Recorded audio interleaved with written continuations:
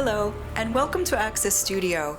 My name is Nancy Gesimondo, and today I'm taking you on a tour of a group of artists who work from their homes right here in Sunnyside, Queens. Hi Afzal, thank you so much for having me in your studio today. Thank you for coming. I'm really happy to show my work and what I'm doing. What are all these paintings? The painting, you see the stripe. I love the stripe because my background is architect. So anything I draw is always has to be line, you know. So I play with the line and color. So architecture is showing the line. Heavy line is closer and light line is far away. Right. So I play with that as a painting, you know. Mm-hmm. Also like landscape. I feel like horizontal landscape. Right. What inspired you to make these paintings? I came from Bangladesh, and there's a land. When you're looking at horizontal land, river, and the mustard oil, flower is different color and different layer, and this memory come to me like, okay, I see the line. Right. That's horizon line, and like this landscape, you know, ocean, everything looking at line, you know.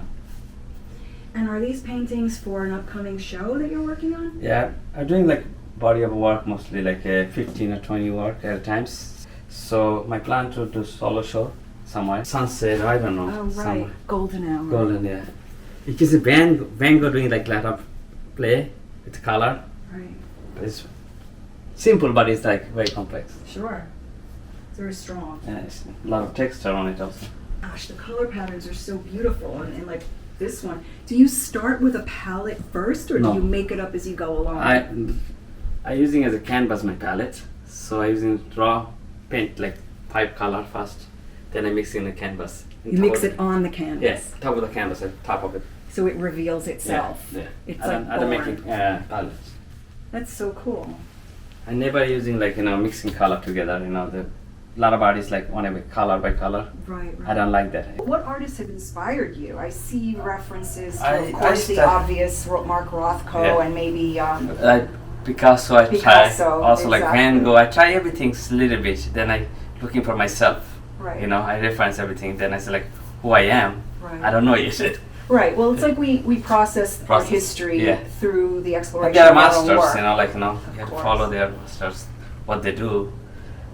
Try it that way first, then I don't like it. A couple of months later, I said like, no, it's not my style. Right. But you work through it Yeah. and become familiar with your own Yeah. journey. Journey. Can you talk about this piece? Oh, this piece I done it almost 15 years ago.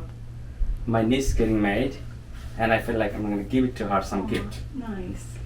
So I just my memory, I just did it like, you Yeah. know, how the Indian groom. And now So- they have children. They have one children now, but they don't take the painting. I give it to Really? them and say, no, we don't like hanging painting. Because sometimes Muslim people, they don't like the piece figure their house, you know. Do you sell your work anywhere? I do a show like a Espresso 77 Gallery, my cafe. Right. Which So- is awesome, by the Yeah. way. It's like my favorite spot in Jackson Thank you. Heights. Do you I want to hope- show us what's in the other part of the studio, Yeah. like what you're working on now? Yeah, sure. I have 2 more pieces already in the gallery. I'm working 4 pieces total. So Oh, wow. this one I'm doing now. This is like theater.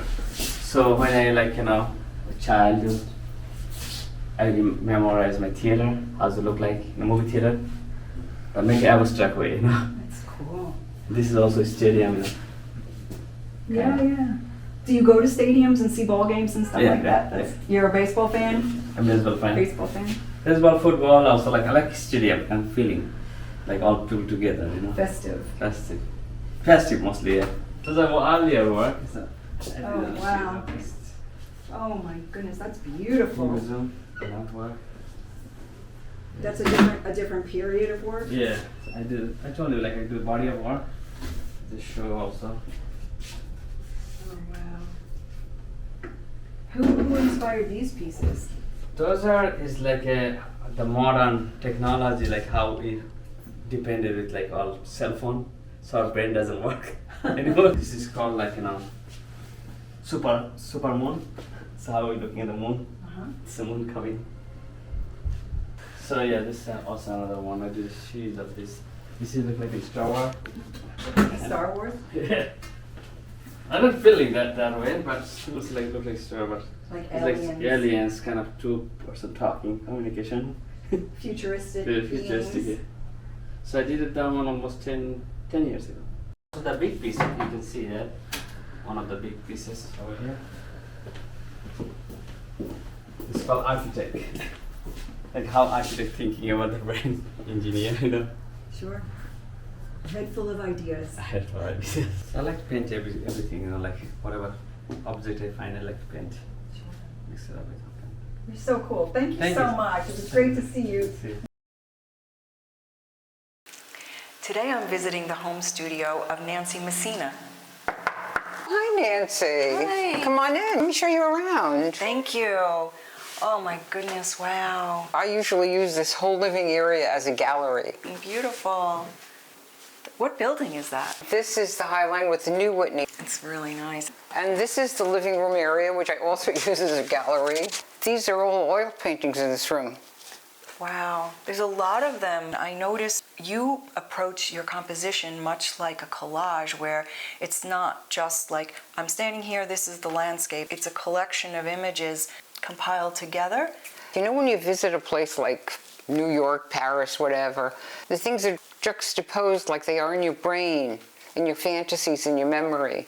And actually now I'm even working further. I'm trying to make them almost an abstract painting. Interesting. Do you work from photographs or work plein air? No, I never do plein air, but I take photographs because of architectural detail. So it's sort of an abstract travelogue. Yeah. Something like that. I always did art as a hobby, and I studied accounting in school. And I took all these little gigs and accounting jobs, which I have up until this day.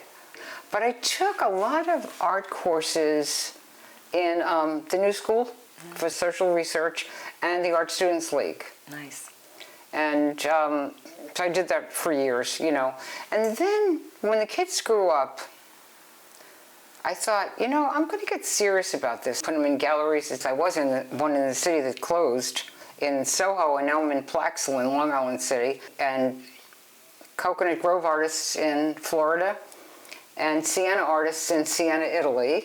Fantastic. Yeah, and online. And I saw you recently in the Sunnyside Arts Fair here in our neighborhood. I do like little things and even flea markets, and I try to sell some of my pastels because they really go very quickly. Are these pastels? No, these are actually oil and on canvas on board. Can I have a look through? Oh, for sure, I'd love you to. This is our friend David. Yeah. Oh, and I love this Venezia. one. This is gorgeous.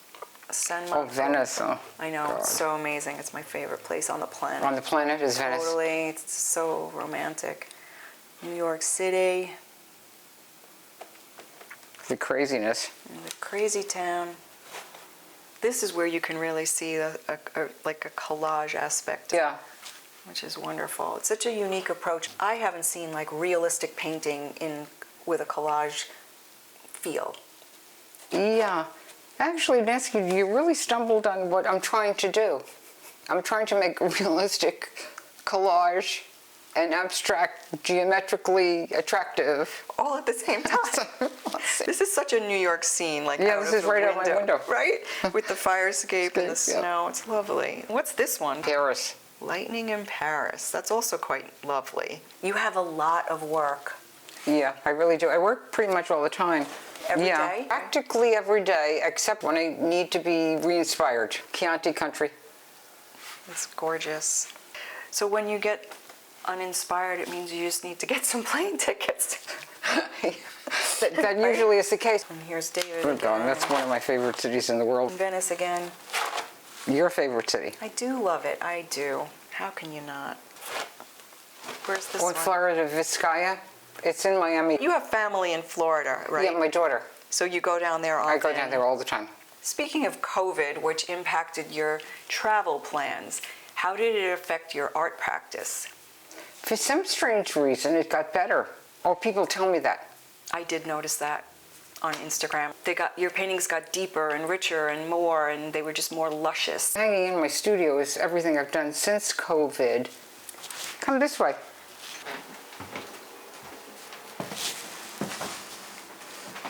I can start by Sunnyside. This was when we were in the thick of it in March 20, when we were terrified and had to stay indoors and could only go to the supermarket. And I thought, all of a sudden Sunnyside, which was the only place I could walk in, got very rich to me. That bored me before. That's a good point. You know, when you're in isolation, then the things around you, suddenly you notice more, right? Yeah. Yeah. Home sweet home. And this is also New York. New York, Museum Mile. It was a little bit later, after when I could start getting around, I got myself around on the bus. Where's this one? This is East Chinatown, when they had that Van Gogh show on the water on Pier 36. It's the bottom of the Manhattan Bridge. So these are all oil, right? Everything's oil here. In this room, do you have a favorite? Yeah, these two, Lucca, Italy, and Brancoli, out in Tuscany also. It's because I had a solo show in Lucca, right on this street. I'm an opera lover, and that's Puccini's birth. In fact, I left in the Puccini Museum a portrait I did of Puccini to them, to the town. And I stayed in that house. How lovely. This one is beautiful, of New York at Rockefeller Center. Yeah, that was during the pandemic when no one could go there to see the tree. Do you have a favorite painting?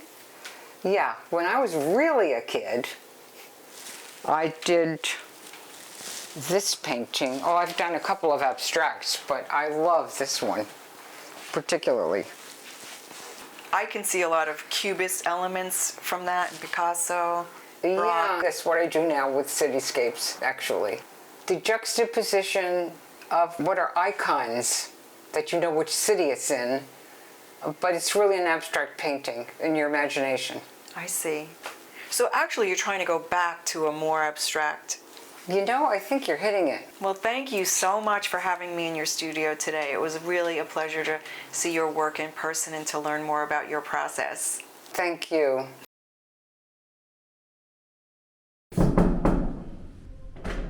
Hey, Casey, how are you? I'm alright. Good to see you. Hi, Tina. Wow, you've been busy. There's lots of stuff. Yes, Wow. thank you. What are you working on? Dada. Yeah? Oh, right, that's Daddy. That's his self-portrait. Yeah, I have quite a few self-portraits. That's great. And this is from the book that you did. Yeah, that's a book, a children's book that I was lucky to illustrate. So that's one of 16 other paintings. This work is in egg tempera. And I'm just curious, as an Italian American, did that influence your proclivity to using that medium? Yes, definitely. I mean, I was just drawn to late medieval, early Renaissance artwork. I remember going to museums and seeing that work, like the icon painting and just the stories with egg tempera and gilding. I always wondered how that was done. I didn't think anybody knew how it was done, and then I learned about it going to school, and I fell in love with it. Gina, are those your paintings? Yeah. Yeah? Yeah, so I've been letting her mess around with egg tempera. Like I mix the egg with the pigment, and then I'm letting her play with the paint. So I let her just like get her hands dirty, and sometimes this kind of stuff for me will loosen up ideas and kind of bring back some inspiration and some energy. I'm gonna give you back to mommy, okay? So I can talk with Nancy. All right. See you later. Say bye. Bye. Bye. How does being a dad, besides painting with her, affect your artistic practice? Since she's been born, I've definitely done some artwork that's kind of had her as the subject. Really? Which ones? Well, there's this one here. So when Gina was born, I started to realize like how life is a gift and like anything's possible. So I kind of came out of like the art I was doing at the time and started to realize like, hey, I could be doing anything with art. So I kind of started to explore like graffiti art, started working with egg tempera with an airbrush. So I kind of like loosened up a little bit with what I was doing. So I've kind of like moved beyond that, but that was kind of like the initial inspiration from Gina. That's really cool. This looks like fluorescent or mirror paint there. Or that's the silver or the Yeah, gilding? that's silver leaf leaf. And gold leaf. Oh, that's beautiful. Water gilded. So this one's kind of based on having a child. How This so? is a self-portrait. This was when she was in the womb, and I was preparing for fatherhood, and so I guess it kind of felt like going into the unknown. So that's kind of what that means. That painting, I'm inside this astronaut suit, floating in space. I noticed this painting here of our former governor, Andrew Cuomo, which That's is right. really amazing. Can you tell me about that piece? Okay, yeah, so I did that during the pandemic when he was doing his daily briefings. Because during the pandemic, I felt a little lost, and I felt that he was presenting a sense of leadership during the time. I titled it New York Tough. I like graffiti art, and I think it's very interesting. So I did that on top of him. Now that he's no longer the governor, because he made some mistakes, the graffiti also kind of symbolizes that, like on top of him, like those are some of the mistakes he made. I find it interesting that you incorporate iconographic images like the cherub with modern day, there's a skyline of New York underneath, and then there's some graffiti. It just makes your work that much more interesting, I find. Yeah, thank you. Thanks. Yeah, I think that's just the two things that I'm into. I'm into this blending medieval of Renaissance the past work. and the present. I think so, yeah. I think and that's personal. right, Yeah. right. So, and then I guess I'm influenced by what's around me right now. So, And like the bicycles, I know you're an avid cycler. I have a group of friends that wanted to do like a virtual show, and it was about maps. That's what the show was about. So I just thought about bike maps, and at the time I was biking a lot because of the pandemic. I'm riding my bike around, I see a lot of graffiti, and it's inspiring to me because I find artistic. It's very expressive. You've also done a series of images with baseball cards and baseball heroes, because you also love baseball, I know. Right. You listen to it on the radio, like really old school, which I think is so charming.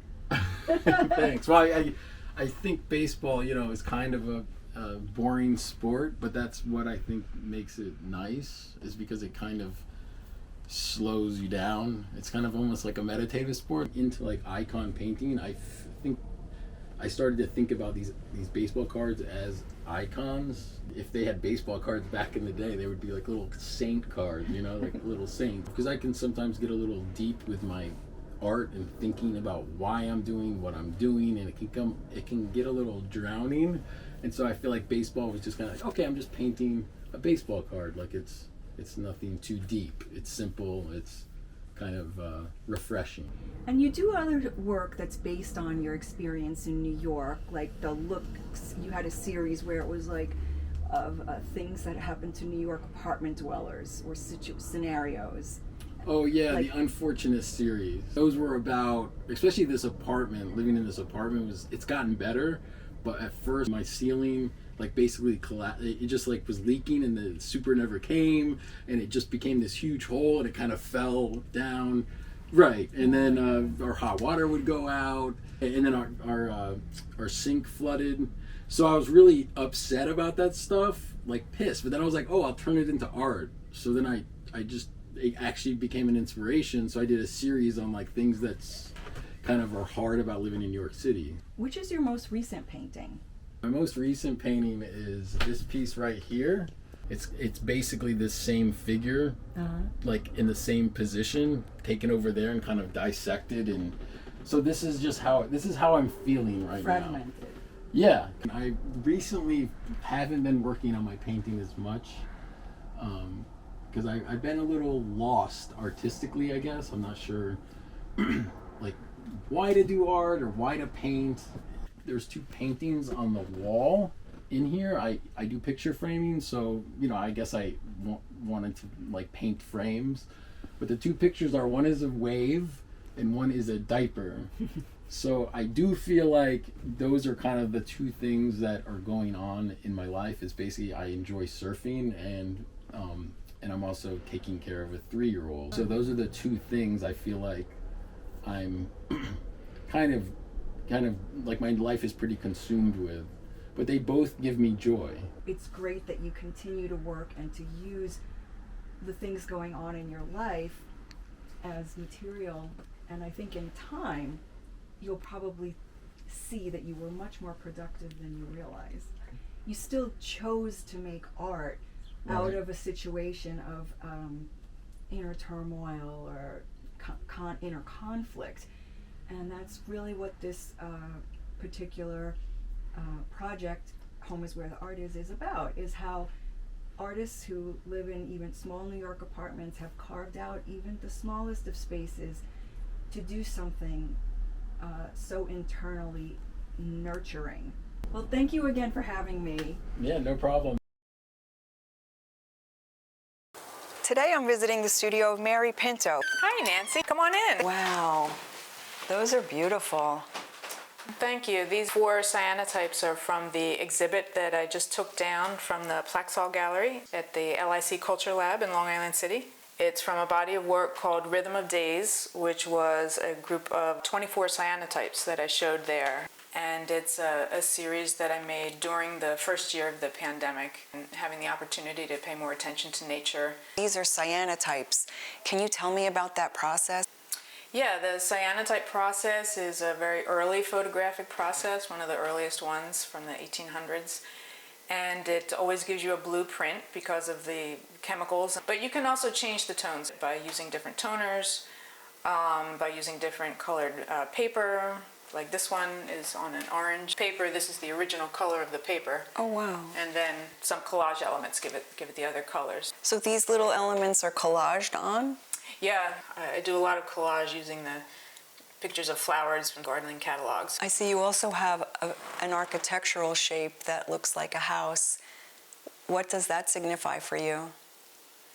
Yeah, I use a house shape in many of my collages and in other series of work too. I'm always thinking about the forces inside the home, things that are personal and close to us, and then forces that are outside the home.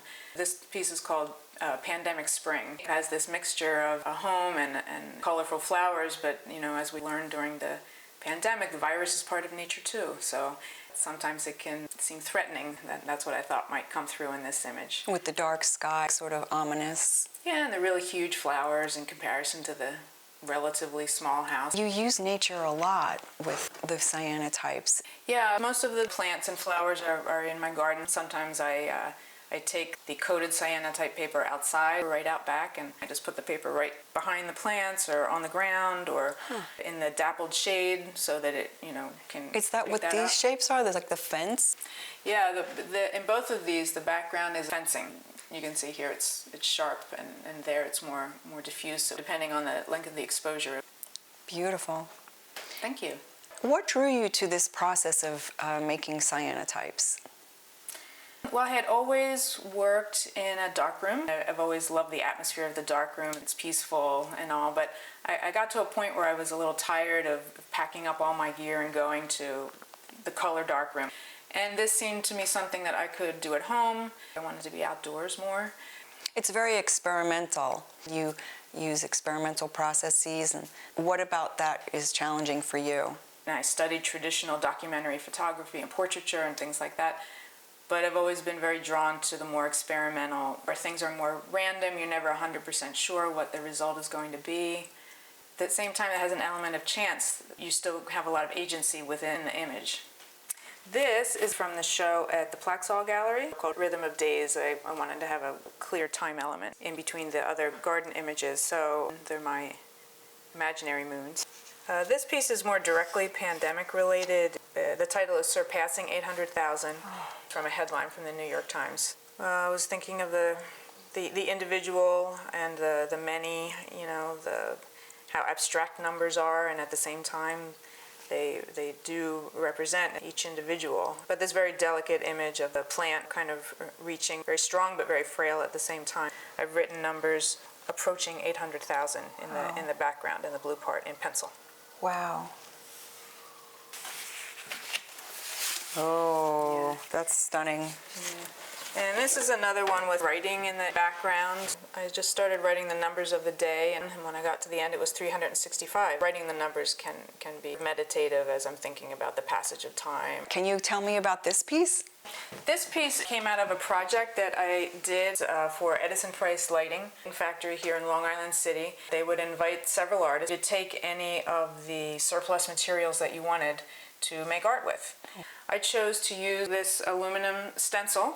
I have some samples here actually because I made other works with it. Some of them just have intriguing shapes. And I had found some ribbons that belonged to my mother-in-law, Tracy, and she herself was a factory worker. So I thought, well, this would be a perfect fit. I'll have a tribute to her. This is called Tracy 2, and Tracy 1 is over there on the other wall. This is the companion piece to the other stencil piece, what I thought was an interesting color combination of the ribbons that Tracy had in her sewing basket. It's beautiful. So these are additional pieces that I made during the Edison Price project, continuing to use the metal stencil. This piece, it's called Factory Garden.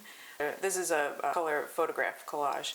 I did continue to use cyanotype. So here I used it on fabric. I made these little pillows. This piece is called Night Shift. I wanted to make little pillows for the factory workers. So thinking about what kind of dreams do the workers have, do all these patterns and shapes become part of their subconscious and their psyche. I was very taken by all of the shapes and patterns when I visited the factory. I really like to see when an artist has more than one body of work because it just shows me different sides of their imagination and artistic practice. Do you have a favorite method of working? I do stay pretty close to photography because that is my background. I have done a lot of collage. This is older work from about 10 years ago, from when I was making color photographic print, C prints. I would use my extras to collage. Is that a paper print? This is all drawing that I've did. So I started with a C print and I did some cross-hatching with it and cutting around it. All of the rest of it is drawing. And this one is really lovely. I did a small series of cairns, the way people pile up rocks to mark the trail. That one's gorgeous.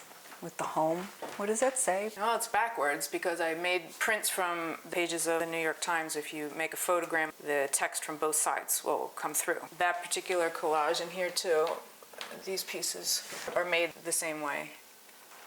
They're lovely. Thank you so much for having me in your studio today. It was really a pleasure to be here and to learn more about your work and your process. Thank you so much for coming and for looking at everything with such close attention. Thank you for tuning in to Access Studio today. I hope you enjoyed this